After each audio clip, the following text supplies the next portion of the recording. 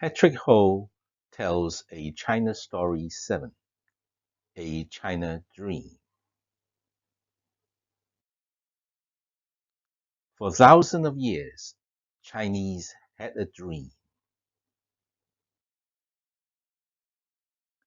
In 2012, Chinese new leader Xi Jinping laid out his vision of the China dream with these words: realizing the great renewal of China is the greatest dream for the Chinese people in modern history. And to achieve it, China must adhere to the path of socialism with Chinese characteristics. This path is hard-earned, with impressive progress over the past 30 years of reform and opening up, through the continuous exploration over 60 years since the establishment of New China, and in the often painful 170 years of the development process of the Chinese nation in modern times, and against a backdrop of 5,000 years legacy of an ancient civilization. Significantly, the path to the China dream is anchored in China's deep cultural heritage and ancient historical roots. Every dynasty, leaders, and heroes had their respective China dreams. Throughout China's history, the golden eras in the Han, Tang, Ming, and Qing dynasties all brought progress and prosperity, taking Chinese civilization to new heights as we chased that brilliant but elusive Chinese dragon. And beginning with the pain of the Opium Wars, moving on to the self-strengthening movement of 1860, the 100 Days Reform of 1898, the 1911 Revolution of Sun Yat-sen, the May 4th Movement in 1919, the establishment of the Communist Party of China in 1921, to the founding of New China in 1949. A series of modernization movements in the 50s and 60s, the 2 bombs and 1 satellite goal, to the reform and opening up and the space dream, the World Trade Organization dream, the Olympic dream, and the World Expo dream. Mao Zedong's serving the people, Deng Xiaoping's Xiaokang society, Jiang Zemin's 3 represents, Hu Jintao's scientific development concept, and Xi Jinping's 5 pillars of development and the 4 reprehensives have been all about the dreams of modernization after this ancient civilization had been repeatedly challenged by the achievements and mightiness of the West. Yes, we Chinese never ceased dreaming, and we have realized many of our dreams through the ages.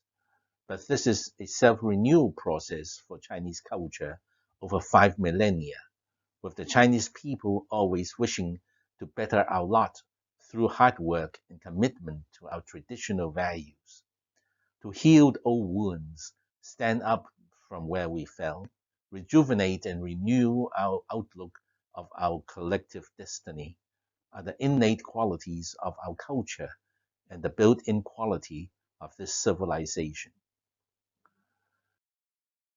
The China dream is a national dream, and also a very personal one to every Chinese. However, no personal dream is fulfilled by oneself alone. Every dream must ultimately involve the country and society in some way. Thus, your dream affects mine and vice versa.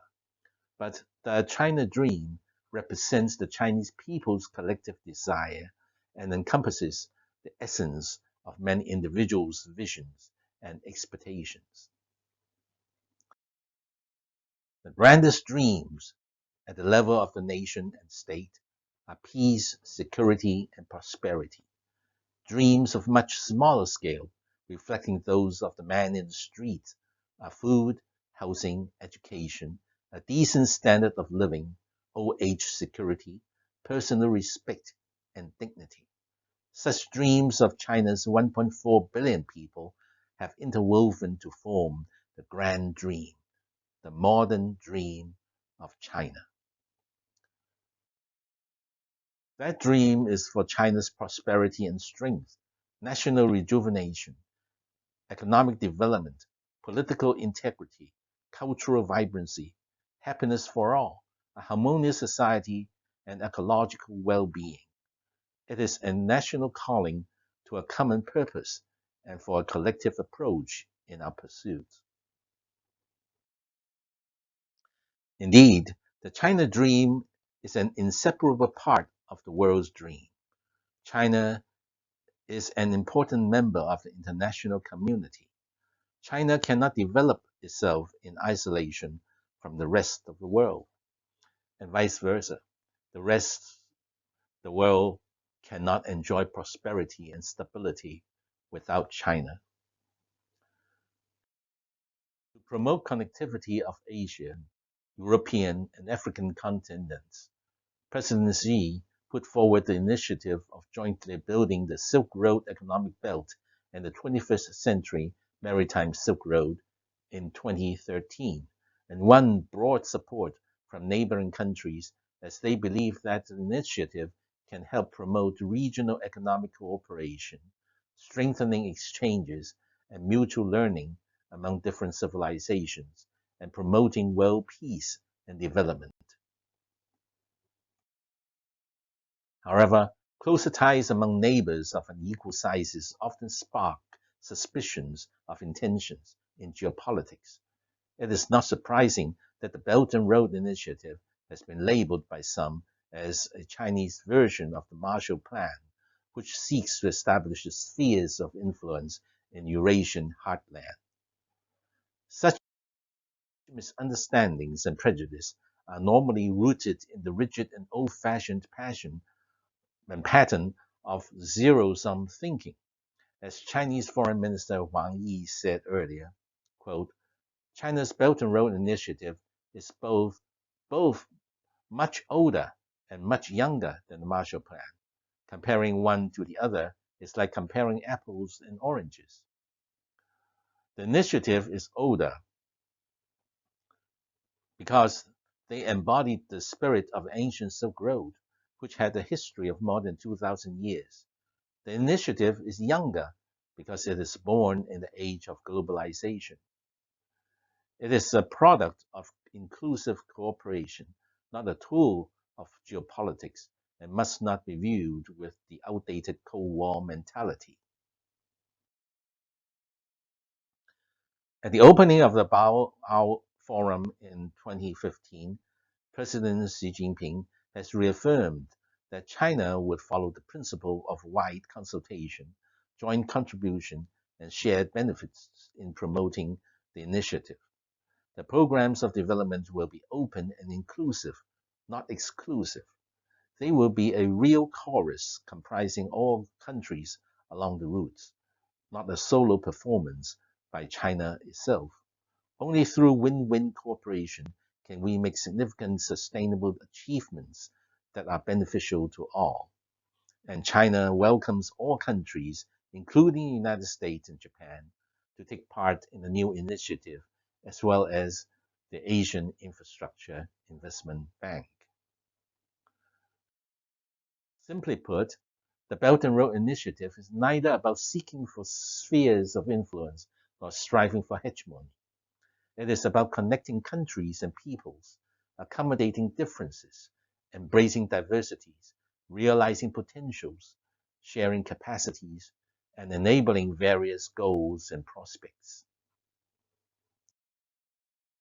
It is a positive endeavor to seek new models of international cooperation and global governance, and will inject new positive energy into world peace and development. It paves the way for building a community of peaceful harmony for all mankind. In the Han Dynasty 2,000 years ago, the first Silk Road on land by Zhang Qian offering trade and peace.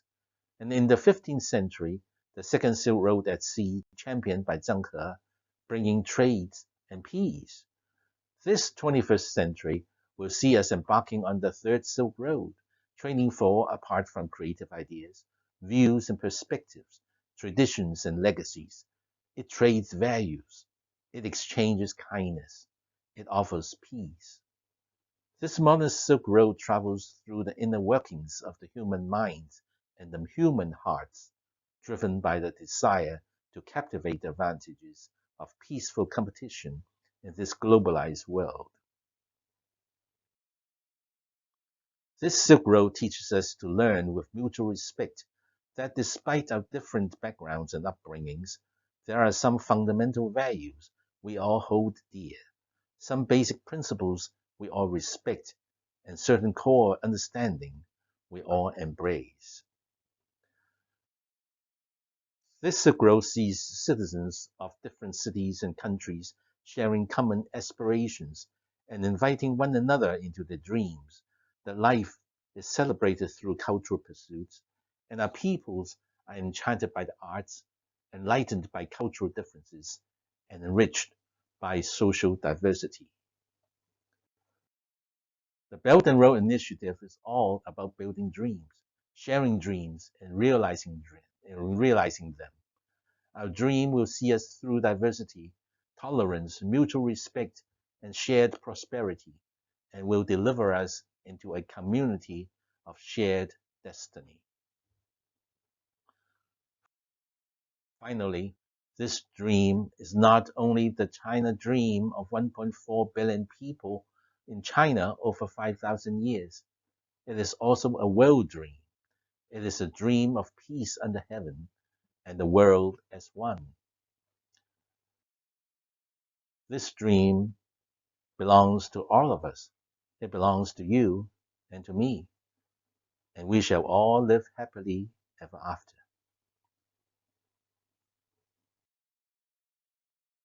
This speech was taken from the concluding remarks of the China Story Third Symposium, One Belt, One Road initiative, and the new model of international cooperation at the United Nations headquarters in New York, USA, delivered on April 20th, 2015 by Patrick Ho.